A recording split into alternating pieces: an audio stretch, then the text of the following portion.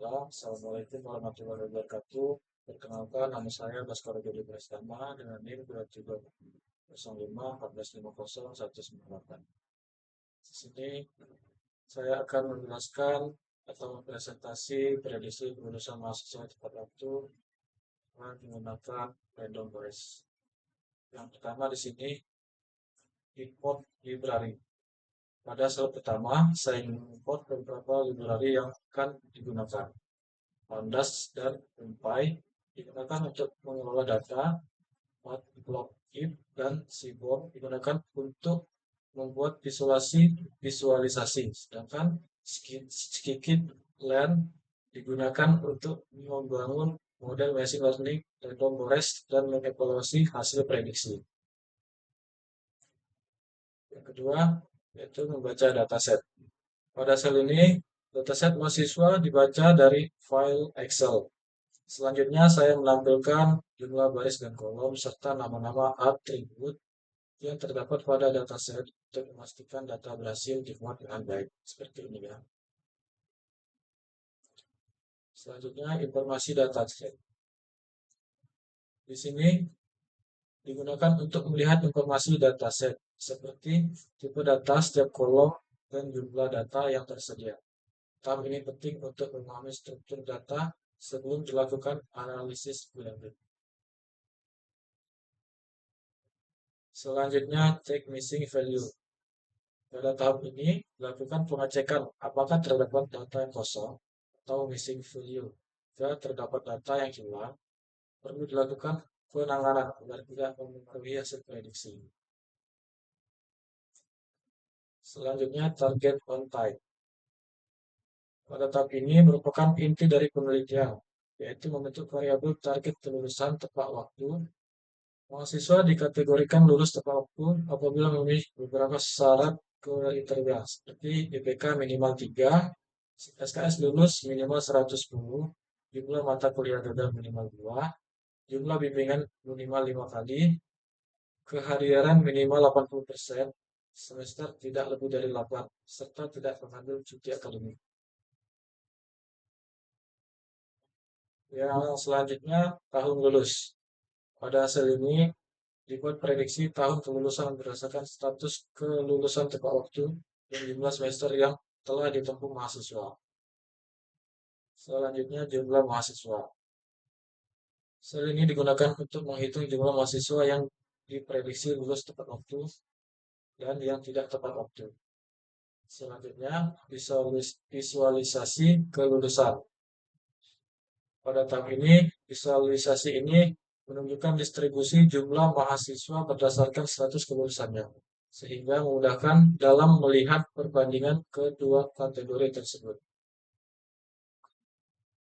Selanjutnya, distribusi IPK. Grafik, di sini ada grafik, yaitu grafik histogram digunakan untuk melihat persebaran nilai IPK mahasiswa pada dataset.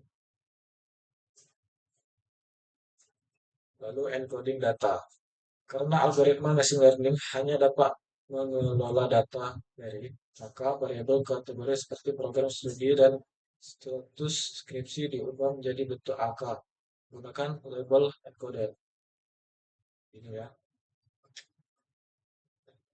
Korelasi data. Sel ini digunakan untuk melihat hubungan antar variabel dalam dataset. Semakin tinggi nilai korelasi, semakin kuat hubungan antar variabel tersebut. Lalu, fitur dan target. Pada tahap ini, ditentukan fitur atau variabel input yang digunakan untuk prediksi serta target yang akan diprediksi, yaitu status kelulusan tepat waktu.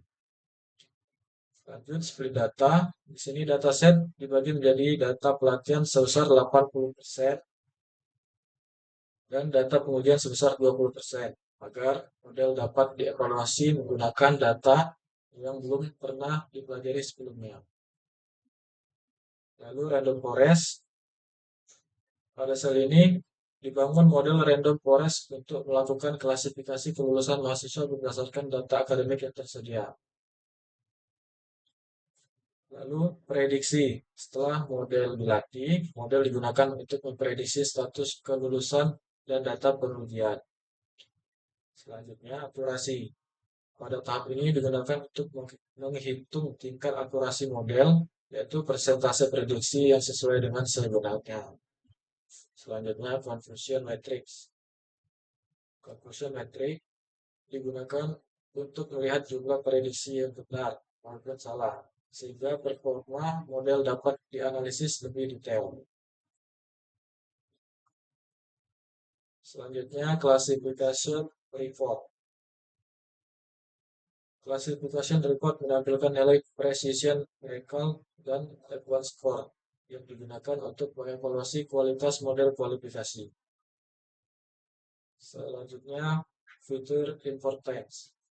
Sel ini menunjukkan fitur-fitur yang berpengaruh terhadap prediksi kelulusan mahasiswa. Informasi ini dapat digunakan sebagai bahan evaluasi bagi program studi. Seperti ini. Selanjutnya, mahasiswa beresiko. Pada tahap ini, ditampilkan daftar mahasiswa yang diprediksi tidak lulus tepat waktu sehingga dapat diberikan perhatian atau pendampingan lebih lanjut. Seperti ini. Ada beberapa contoh mahasiswa beresiko. Selanjutnya, mahasiswa tepat waktu. Di sini sel ini menampilkan daftar mahasiswa yang diprediksi lulus tepat waktu berdasarkan hasil analisis model.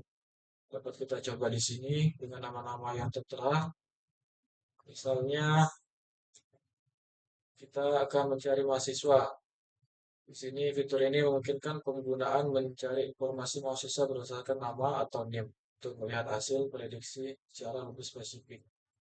Misalnya, nama Rinaldo.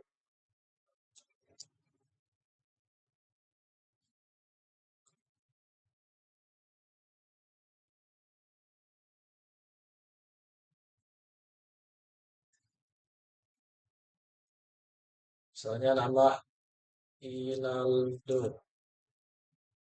Dapat diprediksi di sini Rinaldo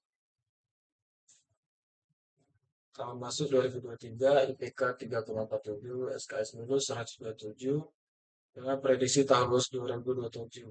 On time, ya.